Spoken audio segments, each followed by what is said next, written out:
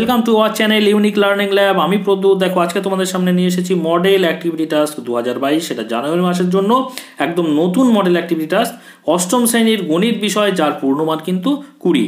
তো অষ্টম শ্রেণীর অন্যান্য সমস্ত সাবজেক্টের মডেল অ্যাক্টিভিটি টাস্কে সঠিক উত্তর পাওয়ার জন্য অবশ্যই চ্যানেলটিকে সাবস্ক্রাইব করে নিয়ে সঙ্গে থেকো।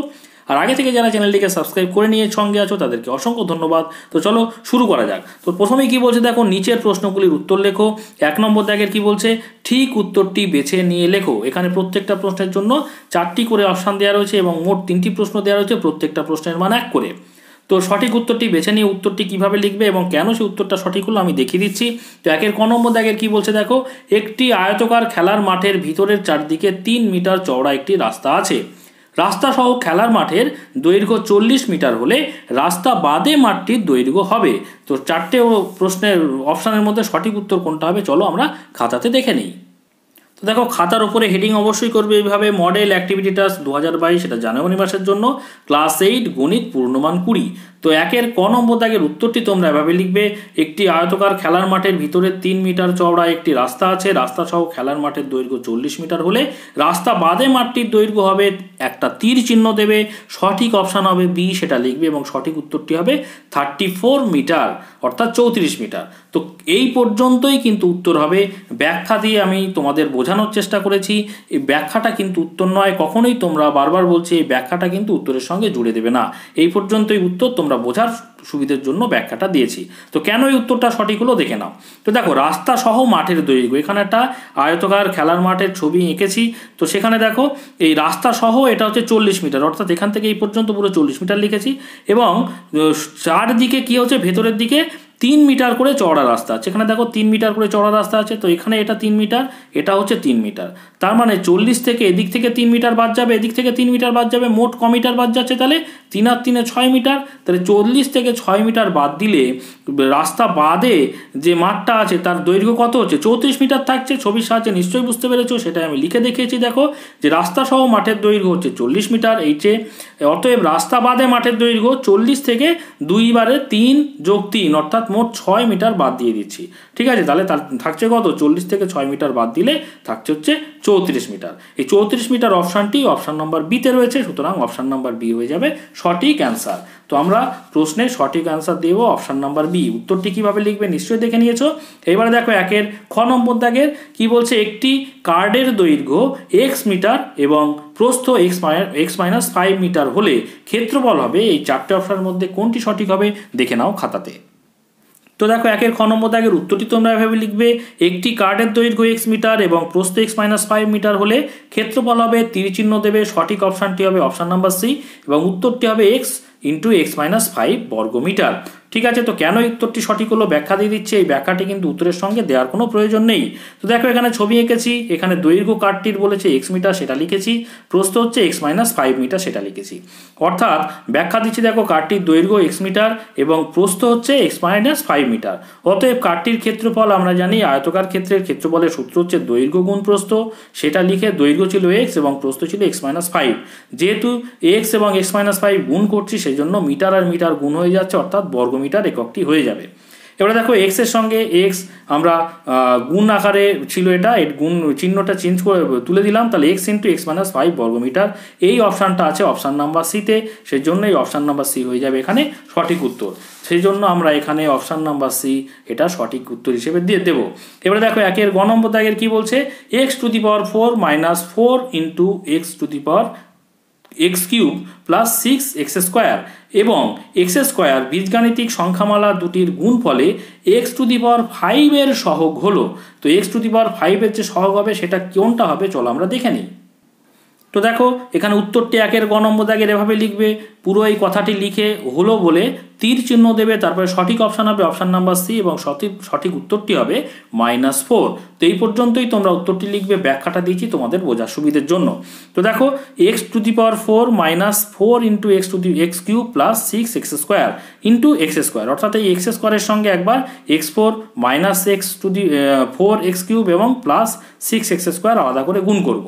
তো এক্স স্কোয়ার আর x4 x⁴ গুণ করলে কত হচ্ছে x⁶। কেন? গুণের ক্ষেত্রে পাওয়ার বা সূচকগুলো যোগ হয়ে যায়, তাহলে 4 আর 2 কত হচ্ছে 6। আচ্ছা, মাইনাস এক্স স্কোয়ারের আগে কিছু নেই মানে প্লাস আছে, তাহলে প্লাসে মাইনাসে মাইনাস। আচ্ছা 4 লিখে দিলাম, x³ এবং x² পাওয়ার দুটো যোগ হয়ে যাবে গুণের ক্ষেত্রে, তাহলে 3 আর 2 কত হচ্ছে 5, তাহলে x⁵ হয়ে গেল। আচ্ছা এখানে প্লাস, এখানেও প্লাস, প্লাসে প্লাসে প্লাস হয়ে গেল। আচ্ছা 6 বসে গেল, x² এবং x² x⁴ হলো, কেন? 2 এবং 2 যোগ হয়ে গেলে হচ্ছে 4 হয়ে যাচ্ছে।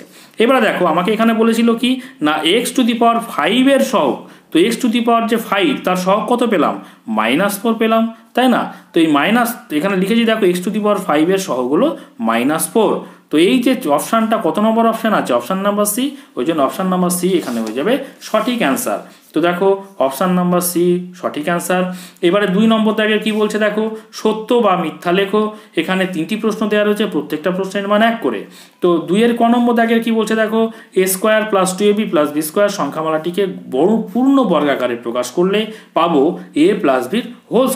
এটা অবশ্যই একটা সত্য বিবৃতি। কেন? চলো দেখে নিই। তো দেখো 2 ক নম্বর দাগের উত্তরটি তোমরা এভাবে লিখবে, আগে বিবৃতি যেটা আছে সেটা লিখবে, তারপর উত্তর হিসেবে লিখবে প্রদত্ত বিবৃতিটি সত্য। তো কেন সত্য হলো ব্যাখ্যা দিচ্ছি দেখো, a² + 2ab + b² এটা হচ্ছে সূত্র। এই সূত্রটা কি? a + b এর হোল স্কোয়ারের সূত্র। বুঝতে পেরেছো? তো a + b² মানে এইটার পুরো বর্গ দেখাচ্ছে, অর্থাৎ এটা পূর্ণ বর্গাকারে প্রকাশ হয়ে গেল, আর সেই জন্য এই বিবৃতিটা একটা সত্য বিবৃতি। এবারে দেখো 2 খ নম্বর দাগের বর্গক্ষেত্রের কর্ণদ্বয় পরস্পরকে সমকোণে সমদ্বিখণ্ডিত করে, এটাও কিন্তু একটা সত্য বিবৃতি। কেন? চলো দেখে নিই। তোমাদের যে অঙ্ক বই আছে তার পৃষ্ঠা নম্বর 15-এ। তো দেখো 15 নম্বর পেজ, এখানে পরিষ্কার লেখা আছে বর্গক্ষেত্রের কর্ণদ্বয় পরস্পরকে সমকোণে সমদ্বিখণ্ডিত করে। তো এখানে দেখতে পাচ্ছ কোণদ্বয় পরস্পর সমকোণে সমদ্বিখণ্ডিত করেছে, এই জায়গাটা দেখে নেবে, বুঝতে পারবে। অর্থাৎ বিবৃতি যেটা দিয়েছে ওটা সত্য বিবৃতি। দেখো 2 খ এর উত্তরটি তোমরা এভাবে লিখবে, আগে যে বিবৃতিটা ছিল সেটা লিখে দেবে, তারপর উত্তর হিসেবে লিখবে প্রদত্ত বিবৃতিটি সত্য। এবার দেখো 2 গ, সামন্তরিক একটি ট্র্যাপিজিয়াম, এটাও একটা সত্য বিবৃতি। তো চলো দেখে নিই, তোমাদের যে অঙ্ক বই আছে তার পৃষ্ঠা নম্বর 17-এ। তো দেখো পৃষ্ঠা নম্বর 17 এর উপরে চলে এসো, দেখতে পাচ্ছ ট্র্যাপিজিয়ামের দুটো ভাগ, একটা হচ্ছে সামন্তরিক আর একটা হচ্ছে সমদ্বিবাহু ট্র্যাপিজিয়াম। তাহলে সামন্তরিক হচ্ছে ট্র্যাপিজিয়ামের একটা অংশ, তাহলে আমি অবশ্যই বলতে পারি যে সামন্তরিক হচ্ছে একটা অবশ্যই ট্র্যাপিজিয়াম। ঠিক আছে, তাহলে বিবৃতিটা সঠিক। তো দেখো তোমরা উত্তরটা এইভাবে লিখবে, 2 গ নম্বর দাগে সামন্তরিক একটি ট্র্যাপিজিয়াম, উত্তর হিসেবে লিখবে প্রদত্ত বিবৃতিটি সত্য। এবার দেখো 3 নম্বর দাগে সংক্ষিপ্ত উত্তর দাও। 3 ক কি বলছে, এখানে 3টি প্রশ্ন দেওয়া রয়েছে, প্রত্যেকটা প্রশ্নের মান 2 নম্বর করে। তো 3 ক বলছে x + 1/x = 5 হলে x² + 1/x² এর মান নির্ণয় করো। তো দেখো 3 ক নম্বর দাগের x + 1/x = 5 হলে x² + 1/x² এর মান নির্ণয় করো, প্রশ্নটা আমি লিখে নিয়েছি। এবার দেখো x² + 1/x² সমান x² কে আমরা ব্র্যাকেটের বাইরে হোল স্কোয়ার করলাম এবং প্লাস 1/x এর হোল স্কোয়ার, কারণ 1 এর স্কোয়ার করলে 1ই হয়। এবার দেখো x কে যদি আমরা a ধরি এবং 1/x কে যদি আমরা b ধরি, তাহলে a² + b² এর ফর্মুলায় পড়ে যাচ্ছে। আমরা জানি কি a² + b² সমান a + b এর হোল স্কোয়ার -2ab। এই যে ফর্মুলা এখানে ফেলেছি দেখো, a + b এর হোল স্কোয়ার অর্থাৎ x + 1/x এর হোল স্কোয়ার মাইনাস 2 × a অর্থাৎ x আর b অর্থাৎ 1/x। এবারে দেখো x আর এই x কি ভাগের সম্পর্কে রয়েছে, তাহলে x আর x কেটে দেওয়া হলো। এবারে x + 1/x = মান কত বলেছে? 5 বলেছে, সেজন্য এখানে 5 লিখে দিয়েছি। তাহলে 5² হলো, আর মাইনাস এখানে তো কিছু নেই, শুধু 2 পড়ে রয়েছে, তাহলে -2। এবারে দেখো 5² মানে হচ্ছে 5 × 5 = 25, তাহলে 25 থেকে 2 বাদ দিলে থাকছে হচ্ছে 23। অর্থাৎ কি মান পেলাম? নির্ণেয় মান সমান 23। এবার দেখো 3 খ নম্বর দাগের কি বলছে না, একটি সমবাহু ত্রিভুজের প্রতিটি বাহুর দৈর্ঘ্য 3x - 2 সেন্টিমিটার হলে ত্রিভুজটির পরিসীমা নির্ণয় করো। তো দেখো 3 খ নম্বর দাগের প্রশ্নটি আমি খাতায় লিখে নিয়েছি আগে। উত্তর দেখো, সমবাহু ত্রিভুজটির প্রতিটি বাহুর দৈর্ঘ্য সমান 3x - 2 সেন্টিমিটার, এটা বলে দিয়েছে। অতএব সমবাহু ত্রিভুজটির পরিসীমা, যেহেতু 3টে বাহু দেখো, এখানে এটাও 3x - 2, এটা 3x - 2, এটাও 3x - 2, তাহলে পরিসীমা মানে কি পুরোটা পুরোটা মানে কি 3 ইন্টু বাহু হবে, আমরা জানি যে অর্থাৎ সমবাহু ত্রিভুজটির পরিসীমা সমান 3 ইন্টু বাহু দৈর্ঘ্য, এটা হচ্ছে সূত্র, সমান 3 গুণ একটা বাহু কত বলেছে না 3x - 2, সেটা লিখে দিয়েছি। তাহলে এই 3 সঙ্গে 3x - 2 যদি আমরা গুণ করি তাহলে কত হচ্ছে 3 3 9, আর x বসে গেল, আর 3 এর আগে কিছু নেই মানে প্লাস আছে, আর এটা হচ্ছে মাইনাস আছে, মাঝখানে গুণ, তাহলে প্লাসে মাইনাসে মাইনাস, 3 দুগুণে কত 6, অর্থাৎ উত্তর পেলাম কি 9x - 6 সেন্টিমিটার।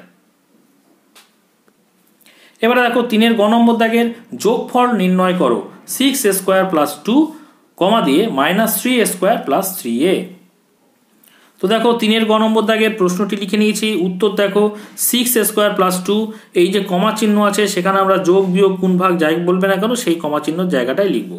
তো এখানে যোগ করতে বলেছে সেই জন্য যোগ চিহ্ন দিয়ে দিলাম, আর পুরো বিষয়টার সঙ্গে পুরো যোগ, দেখো 3-র আগে মাইনাস চিহ্ন আছে এই জন্য ব্র্যাকেটের মধ্যে পুরো বিষয়টাকে রাখলাম, অর্থাৎ -3a² + 3a।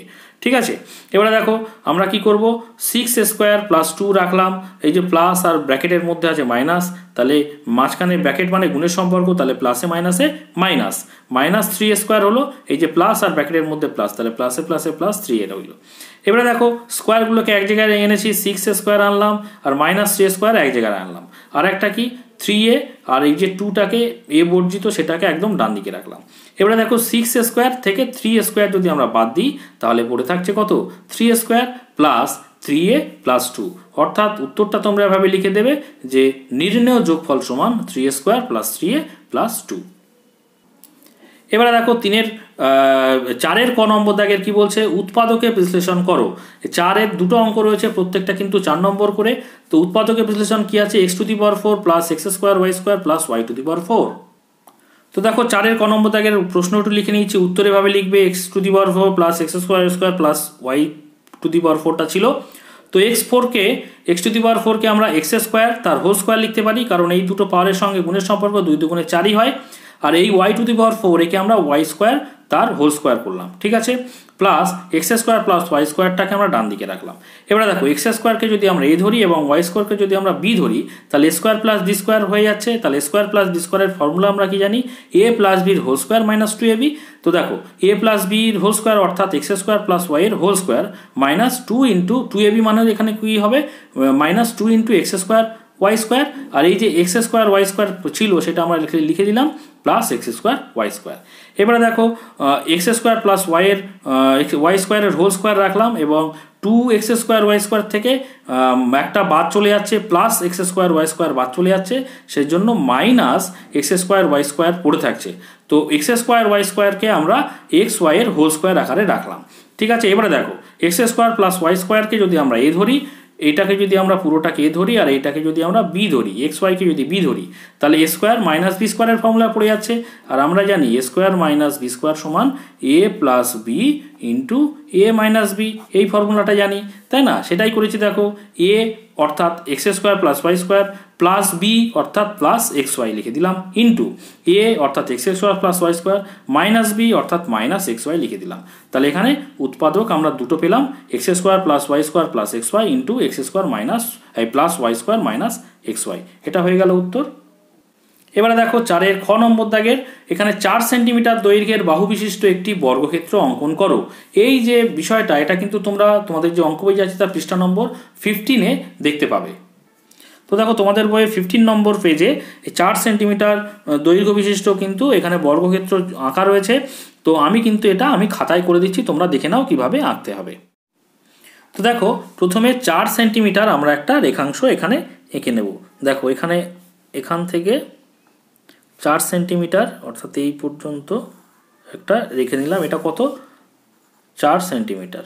ওকে, এইবারে আমরা এখানে মাঝখানে আমরা একটা রেখা নিয়ে নেব। এবারে এই যে 4 সেন্টিমিটার আমরা এঁকেছি এখান থেকে মাপ নেব 4 সেন্টিমিটার। দেখো 4 সেন্টিমিটার নিলাম, এই মাপ নিয়ে আমরা এই যে রেখা টানলাম সেখান থেকে 4 সেন্টিমিটার কেটে নিলাম, বুঝতে পারলে? তাহলে এইটুকু কি পেলাম 4 সেন্টিমিটার। এবার এই যে বিন্দুটা আছে এখানে আমরা একটা সমকোণ আঁকবো, কারণ আমরা জানি বর্গক্ষেত্রের প্রত্যেকটা কোণই সমকোণ হয়। তো সমকোণ আঁকবো কিভাবে, প্রথমে একটা যে কোনো মাপের বৃত্তচাপ আঁকবো।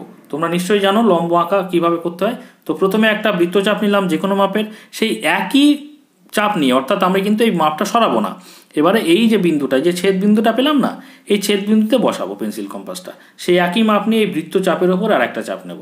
বোঝা গেল? সেই একই মাপ নিয়ে যে ছেদ বিন্দু পেলাম সেখানে বসালাম, সেখানে বসিয়ে আর একটা বৃত্তচাপের ওপরে বৃত্তচাপ নেব। তো বুঝতে পেরেছ? এই একটা ছেদ বিন্দু পেলাম। এইবারে এই একই মাপ নিয়ে বা এর চেয়ে বাড়িয়েও আমরা করতে পারি। ধরো আমি একটু বাড়িয়েই নিলাম, কোনো অসুবিধে নেই। আমি এখানে একটা বৃত্তচাপ নিলাম, সেই একই মাপ, এই যে মাপটা নিলাম সেই একই মাপ নিয়ে আবার এই যে ছিদবিন্দুটা আরেকটা পেয়েছিলাম সেখানে বসালাম। বুঝতে পারছো? সেখানে বসিয়ে আমরা এই যে বৃত্তচাপের ওপরে আরেকটা বৃত্তচাপ দিয়ে আমরা একটা ছেদবিন্দু তৈরি করলাম। এই যে ছেদবিন্দু তৈরি করলাম, এবার আমরা এই যে সরলরেখাংশের একটা প্রান্তবিন্দু যেখান থেকে আঁকছিলাম সেখান থেকে এই ছেদবিন্দুটা আমরা টেনে দেব। বোঝা গেল? তাহলে এটা কিন্তু আমরা কোণ পেলাম, এটা আমরা 90 ডিগ্রি পেলাম। বুঝতে পারলে? এইবারে আমরা 4 সেন্টিমিটার এখান থেকে এটা মাপ নিয়ে কেটেছিলাম। এই এখান থেকে এই পর্যন্ত কি ছিল? 4 সেন্টিমিটার ছিল না? এই মাপ নিয়ে আমরা জানি বর্গক্ষেত্রে সমস্ত বাহুর দৈর্ঘ্য কিন্তু সমান হয়, তেমন এখানেও কেটে নিলাম। তাহলে এটুকুও 4 সেন্টিমিটার হলো। সেই একই মাপ নিয়ে 4 সেন্টিমিটারেরই মাপ এই যে বিন্দুটা পেয়েছিলাম সেখানে বসিয়ে এখানে একটা বৃত্তচাপ আঁকবো এবং সেই একই মাপ নিয়ে অর্থাৎ 4 সেন্টিমিটারের মাপ সেটা এই যে ছেদবিন্দু পেয়েছিলাম 4 সেন্টিমিটারের দৈর্ঘ্য দিয়ে যে ছেদবিন্দু মানে আমরা কেটে নিয়েছিলাম সেই বিন্দুতে বসালাম। বসিয়ে সেই বৃত্তচাপের ওখানে আর একটা ছেদবিন্দু তৈরি করলাম। এখান থেকে 4 সেন্টিমিটার মাপ নিয়ে, এখান থেকেও 4 সেন্টিমিটারের মাপ নিয়ে। এবার আমরা কি করব? এই দুটো যুক্ত করে দেব। দেখো এখান থেকে ভালো করে খেয়াল করো, বুঝতে পারবে। এখান থেকে এই পর্যন্ত যুক্ত করলাম। আবার এই যে 4 সেন্টিমিটারের মাপ নিয়ে এখান থেকে কেটেছিলাম সেখান থেকে এটা যুক্ত করে দিলাম। তাহলে পরে এটা 4, এটা 4, এটাও এখান থেকে 4 নিয়েছিলাম, এটাও এখান থেকে 4 নিয়েছিলাম, অর্থাৎ প্রত্যেকটা আমি 4 সেন্টিমিটার পেলাম। এবং এইটা যেহেতু আমি 90 ডিগ্রি এঁকেছি মানে প্রত্যেকটা কোণও কিন্তু 90 ডিগ্রি পেয়েছি। বুঝতে পারলে? তো এখানে 4 সেন্টিমিটার দৈর্ঘ্যের বাহু বিশিষ্ট একটা বর্গক্ষেত্র অঙ্কন করা হলো কিন্তু। এবার আমরা নামকরণ করে দিতে পারবো। ধরো এ, বি, সি আর ডি, এদিকের বাহুগুলোকে আমরা অ্যারো চিহ্ন দিয়ে দেবো, কারণ সরলরেখাংশ এদিকেও বাড়াতে পারি এদিকেও বাড়াতে পারি। তাহলে আমরা যে বর্গক্ষেত্র পেলাম এ, বি, সি, ডি, সেটা আমরা এবার লিখে দিলাম। দেখো লিখে দিয়েছি, এ, বি, সি, ডি একটি বর্গক্ষেত্র আঁকলাম যার প্রতিটি বাহুর দৈর্ঘ্য 4 সেন্টিমিটার। ঠিক আছে? তো এই ছিল ক্লাস 8-এর গণিত বিষয়ের মডেল অ্যাক্টিভিটাস 2022 সালের জানুয়ারি মাসের যে প্রশ্নগুলি ছিল তার উত্তর। তো ক্লাস 8-এর অন্যান্য সমস্ত সাবজেক্টের মডেল অ্যাক্টিভিটাসের প্রশ্নের উত্তরগুলো যদি তোমরা পেতে চাও তাহলে পরে ডিসক্রিপশন বক্সের প্লেলিস্টের লিঙ্ক দেওয়া থাকবে, সেখান থেকে দেখে নিতে পারবে। আজকের ভিডিও যদি ভালো লাগে তাহলে অবশ্যই একটা লাইক করো, কমেন্ট করো, শেয়ার করো এবং শেষ পর্যন্ত ভিডিওটি দেখার জন্য সকলকে অসংখ্য ধন্যবাদ।